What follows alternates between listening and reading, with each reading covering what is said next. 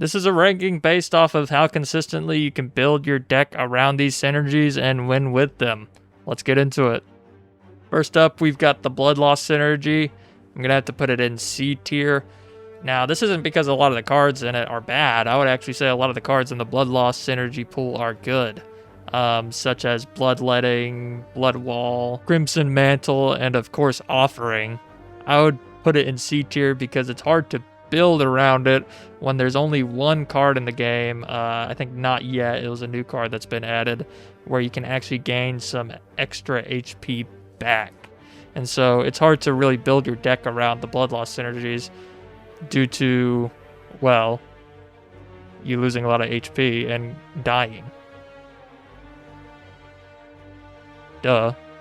Next up, we've got Exhaust synergies. I'm going to have to put this thing in S tier. Exhaust synergy is just such a powerful effect to have in your deck. I mean, just the fact that exhausting makes your deck smaller on your redraws so that you draw more cards of what you want and less cards of what you don't want, such as strikes or defends, is just such a powerful effect, not to mention the real bangers in this category, such as Feel No Pain, Dark Embrace, Fiend Fire, and, the old card, Corruption.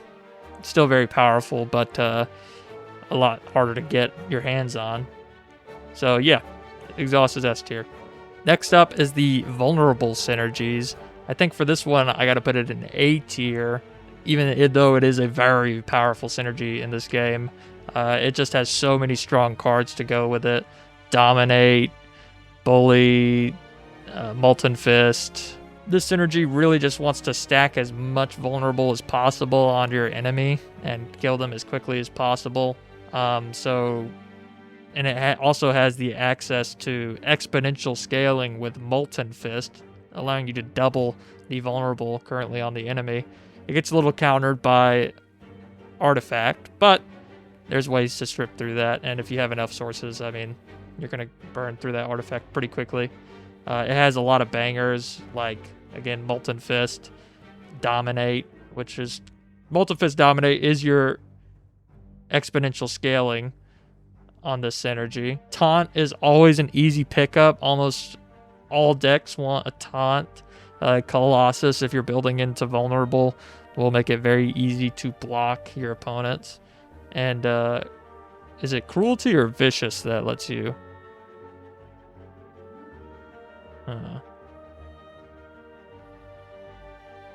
No, okay.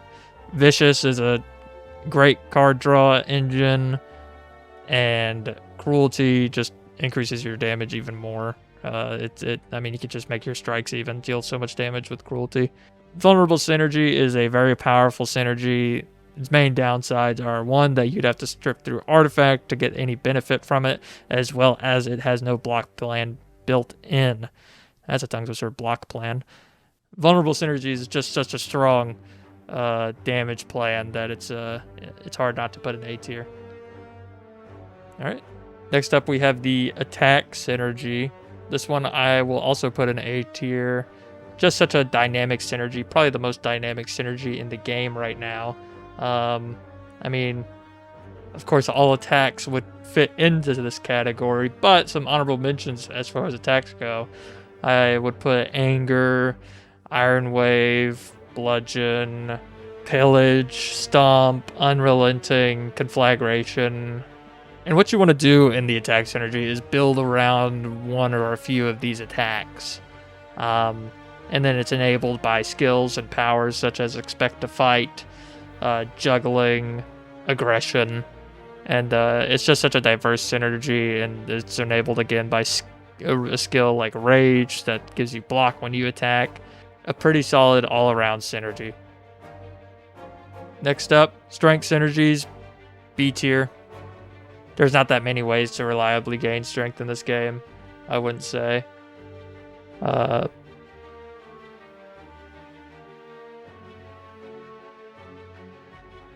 when you do find those reliable sources of strength, it can be a solid damage plan. This next group of synergies is going to be a lot dinkier than these, what I would call primary synergies we just went over, but I feel like they're worth going over because you can build around all of them. Here we have the Strike Synergies.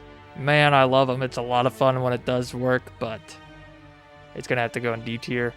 The reason Strike Synergies are going in D tier is pretty simple. It encourages you to keep your starter strikes, and your only two synergy enablers are Perfected Strike and Hellraiser. And if you pick up Perfected Strike earlier, it's kind of a mid damage card. It makes you keep your starter strikes and pick up more okay damage cards that can clog up your deck.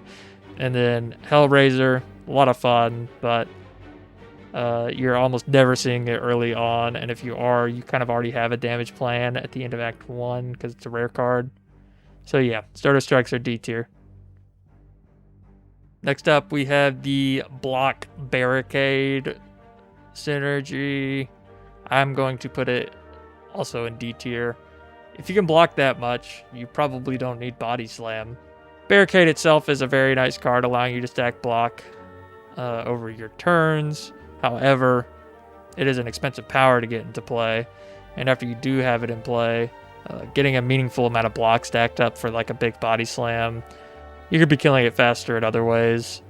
And again, it's a synergy that's pretty much enabled only by one card, which is Barricade.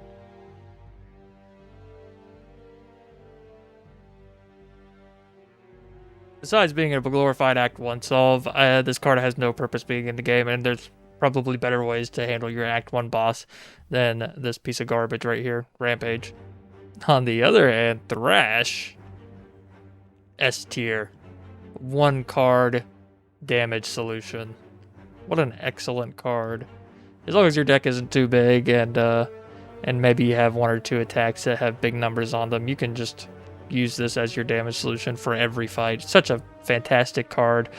Rampage wishes it could be half of what this card is. The only reason I have Juggernauted here is because I wish the devs would buff it. Ooh. Ooh. Ooh. There we go. Yeah, I like Juggernaut, but it's so hard to actually use it as an actual damage plan, and it doesn't even work well as a damage substitute, especially in this game where there's so many multi-enemy fights. It's a very inconsistent card. It's almost never worth playing. So there you go. Let me know if you think I'm stupid or not. Bye.